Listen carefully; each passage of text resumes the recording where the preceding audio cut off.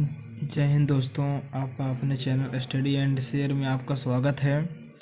आज आपके लिए लेकर आए हैं फिजिक्स का सबसे मोस्ट इम्पोर्टेंट टॉपिक कूलाम का नियम। आज विस्तार से कूलाम का नियम आपको समझाएंगे दोस्तों। उम्मीद करता हूँ आप लोग पढ़ाई सुचारू रूप से चल रही होगी।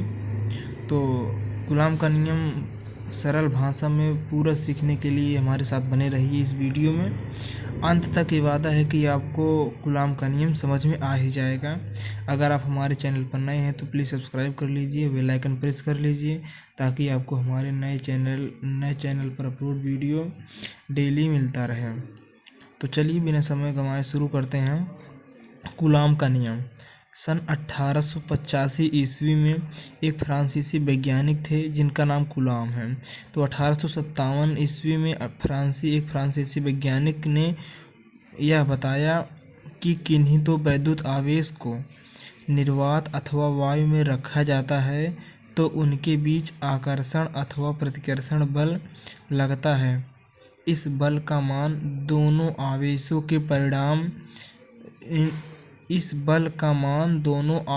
के परिमाण बोल दिए थे। तो फिर से देखिए, इस बल का जो मान है दोनों आवेशों के परिमाण के गुणनफल के अनुक्रमानुपाती होती है तथा बीच की दूरी के वर्ग के व्युत्क्रमानुपाती होता है। वैद्युत बल एक सदिश राशि है। इसकी दिशा दोनों आवेशों को मिलाने वाली रेखा के अनुदिश होता है। तो जो इनकी दिशा है आइए देखते हैं। F directly proportional to Q1 into Q2 upon R square. जब प्रोपोर्शनलिटी हटेगा तो उसका एक नियतांक आएगा कि तो इसमें जो चित्र के माध्यम से दर्शाया गया एक Q1 आवेश है, Q2 आवेश है जिनके बीच की दूरी r है। जो इसका सूत्र है यह बराबर के Q1 into Q2 upon R square.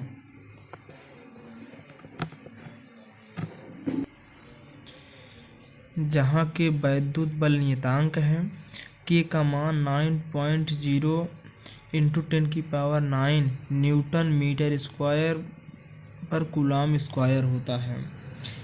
के का मान दोनों आवेशों के बीच माध्यम तथा उनके बीच की दूरी पर निर्भर करता है। निर्वात तथा वायु के लिए वैद्युत बल के का मान के बराबर 1/4 पाई एप्सिलॉन नॉट होता है। जब निर्वात रहेगा तब उसके लिए के का मान 1/4 पाई एप्सिलॉन नॉट होता है, जहाँ एप्सिलॉन नॉट निर्वात अथवा वायु की वैद्युतशीलता होती है। 1/4 पाई एप्सिलॉन नॉट की जो वैल्यू होती है 9.0 यानी 9 इंटू 10⁹ होता है। एप्सिलॉन की वैल्यू निकालने 1/4 पाई एप्सिलॉन नॉट की वैल्यू 9 इंटू 10⁹ होता है तथा एप्सिलॉन की वैल्यू निकालने के लिए हम 1/4 pi epsilon not into 9 into 10⁹ इस एप्सिलॉन की वैल्यू यहाँ से निकालें या 1/4 पाई एप्सिलॉन नॉट में इसकी वैल्यू रख देंगे 1/4 पाई एप्सिलॉन नॉट में। इसे सॉल्व करने के बाद एप्सिलॉन की वैल्यू आएगी 8.85 इंटू 10⁻⁻12 कूलाम स्क्वायर पर न्यूटन। तो एप्सिलॉन की वैल्यू 8.85 इंटू 10⁻⁻12 कूलाम स्क्वायर बटे न्यूटन इंटू मीटर स्क्वायर। इसकी बीमा जो न्यूटन की बीमा होती है एप्सिलॉन बराबर कूलाम स्क्वायर बटे newton into metre square.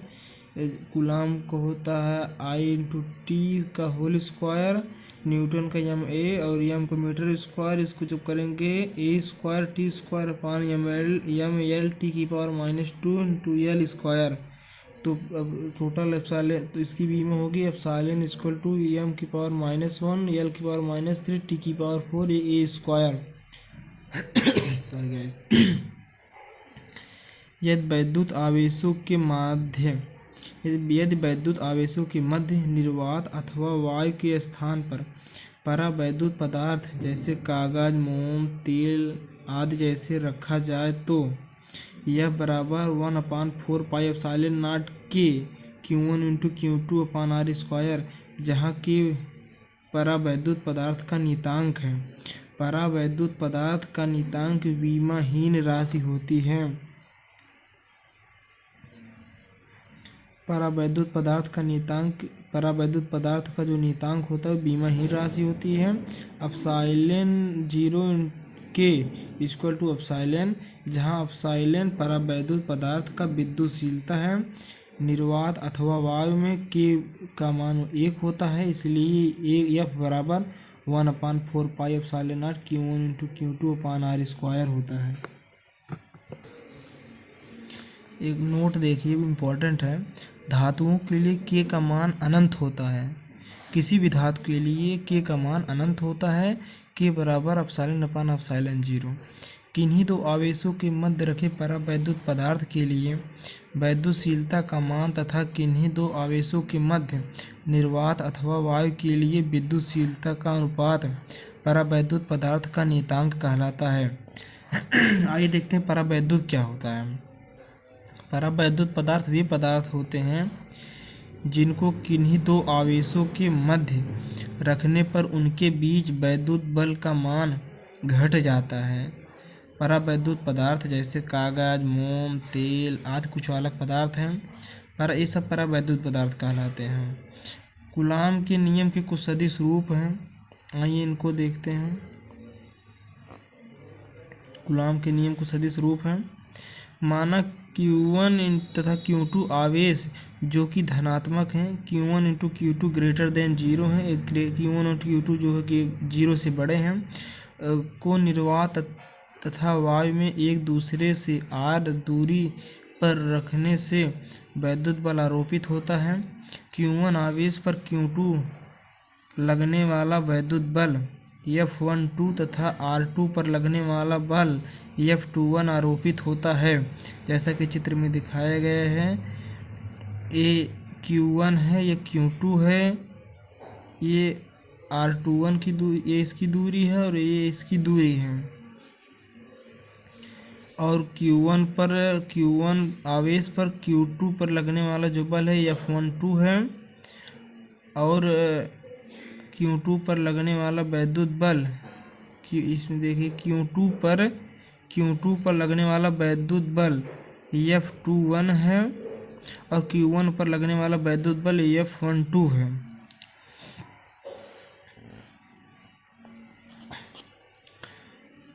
Q1 आवेश के द्वारा Q2 आवेश की विस्थापन सदिश R12 तथा Q2 आवेश के द्वारा Q2 आवेश की ओर विस्थापन सदिश वेक्टर R21 है। अतः ये वेक्टर नहीं, कैप है सॉरी कैप है। R12 cap equal to R vector 12 upon R12 equal to minus R cap 21 implies करेगा minus R vector 21 upon R12। आइए देखते हैं कूलॉम के नियम के कुछ महत्व। कूलॉम के नियम के निम्न महत्व हैं। कूलॉम का नियम छोटी से छोटी दूरी लेकर बड़ी दूरी पर लागू होता है, यानी कितनी भी छोटी से छोटी दूरी हो और बड़ी दूरी हो, दोनों पर लागू होता है। कूलॉम का नियम परमाणु के भीतर प्रोटॉन तथा इलेक्ट्रॉन के भीतर, साथ ही साथ नाभिक के भीतर प्रोटॉन के बीच की कार्य करता है। यानी जो कूलॉम का नियम है, पहला नियम तो ये है, दो आवेश के बीच की दूरी कितनी भी छोटी हो चाहे कितनी भी बड़ी हो वहाँ पर भी लागू होता है। और कूलॉम का दूसरा नियम कहता है कि किसी भी परमाणु के भीतर प्रोटॉन तथा इलेक्ट्रॉन के भीतर, किसी भी परमाणु के भीतर प्रोटॉन तथा इलेक्ट्रॉन के भीतर, साथ ही साथ नाभिक के भीतर प्रोटॉन के बीच कार्य करता है। कूलॉम का नियम, तीसरा टॉपिक है कूलॉम का नियम।